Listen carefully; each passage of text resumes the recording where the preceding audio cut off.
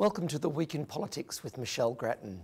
My name's Nick Klomp. I'm the Deputy Vice-Chancellor here at the University of Canberra, and I'm sitting in the chair for Professor Stephen Parker, our Vice-Chancellor. Michelle, what a terrible week it's been internationally with the downing of Malaysian Airlines flight MH17 and an outcry from around the world. How has our Prime Minister handled this situation? I think Tony Abbott has handled it well and appropriately.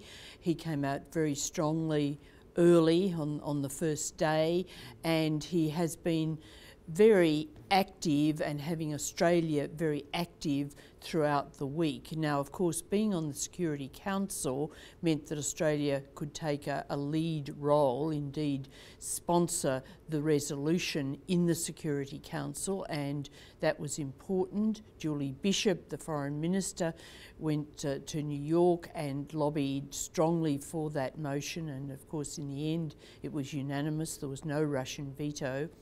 And Tony Abbott has put a lot of people on the ground, some 200 Australians in various places, Ukraine, Holland, and in addition he sent 50 police to be pre-deployed to be part of an international force to secure the site. So at every level I think he has been active on the issue. He has seemed very empathetic because this has been a tragedy for so many Australian families, and his general role has been welcomed internationally. Yes, it has probably been a good week for Julie Bishop as well. It appears that she took a pretty central role in uniting the world in response to this disaster. How have you read that situation? I think she did well in New York. The Dutch Foreign Minister paid tribute to the role she did play in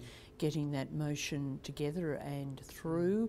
It's been a very gruelling week for her, even aside from that work. She then flew to Holland to be there when the first bodies arrived, and after that she went to the Ukraine to discuss the peacekeeping contingent. So it's been a tough week for her. And as you say, Australia is contributing resources, including 50 Australian Federal Police officers going over there as part of an international group.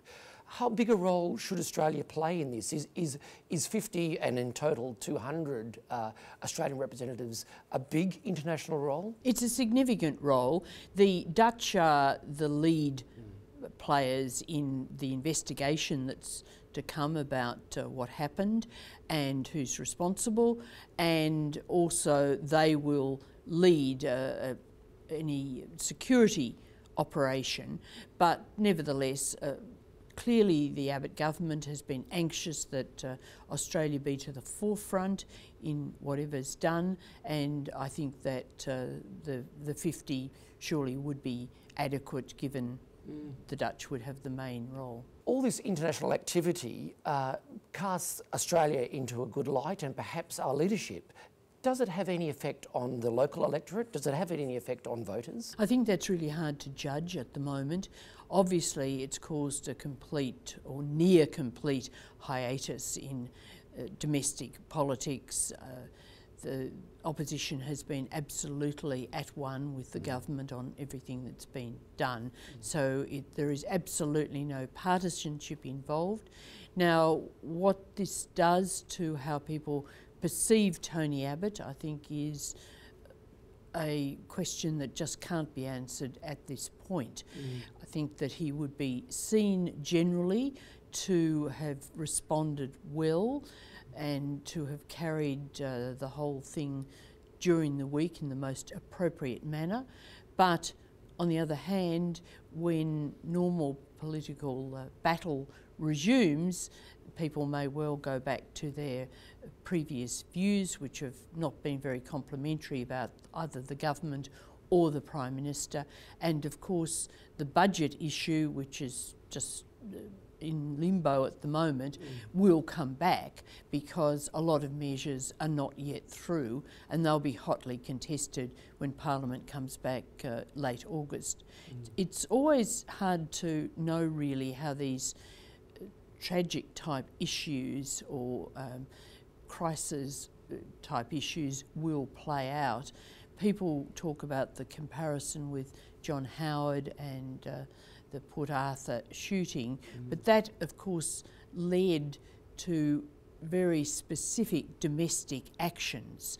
Howard put in place gun control, and that was a domestic issue that he battled through successfully. People admired him for that. If you take another example, less dramatic, less tragic, but nevertheless a crisis in its own way, the Queensland floods, Anna Bligh got praise for handling it, but it didn't translate politically at all. When ordinary politics came back, people criticised her and she was thrown out of office. Right, so it's hard to tell one way or another whether it makes a difference. Yeah. Back on to domestic politics, a biography of Joe Hockey made a splash this week because there were several references to his leadership ambitions. Is Joe Hockey the natural successor to Tony Abbott? Well, he certainly would see himself as very much in the field. I think at the moment we have Joe Hockey, we have Scott Morrison. Their ambitions are really out there, there's no doubt about them. Of course, we don't have a leadership vacancy, and I don't think that we're going to have that for quite some time, but it's a bit unhelpful to have the talk about leadership and the distraction that inevitably provides.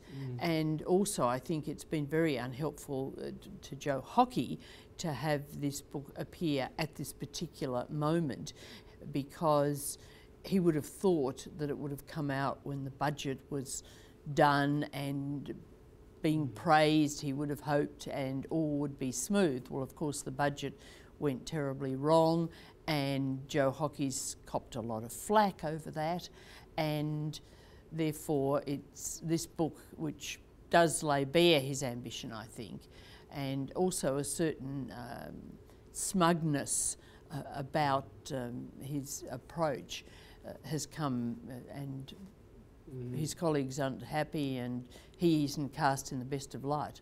And then finally, I understand the New South Wales Labor's conference is this weekend, and they're considering democratisation of choosing Senate candidates. Is this likely to carry the day? Is it likely to occur? This is being promoted by John Faulkner, a senator, party elder who is very strong on reform issues, and comes, of course, against the background of controversy about a candidate in Western Australia a while ago who was elected a union candidate, and he displaced an existing senator, and also a feeling generally in the party that it must be more democratic. The short answer to whether it'll get anywhere is no. The left is behind it, although people are being given a free vote, not being bound. The right says no, and that'll determine the numbers. At the present time, the candidates are formally chosen by the state conference, which is quite a big body, but actually chosen by the factions, and the conference just ratifies them. And that does lead to an upper house that is not as good as it should be, or candidates for the upper house. It's not just the Senate, it's also the upper house in the state parliament, and of course there you've had people who've been quite corrupt and really tarnished Labor completely in New South Wales. But the party is not ready to go to this new stage where the rank and file would choose the candidates. However, there is some light in the situation in that the conference is likely to pass a rule change that would give the party membership 50% of the say in choosing the state leader, as is the case, of course, now with the national leader. So there'll be a step forward for democracy, but not some giant leap. Right, fascinating as always. Michelle Grattan, thank you very much. Thanks a lot.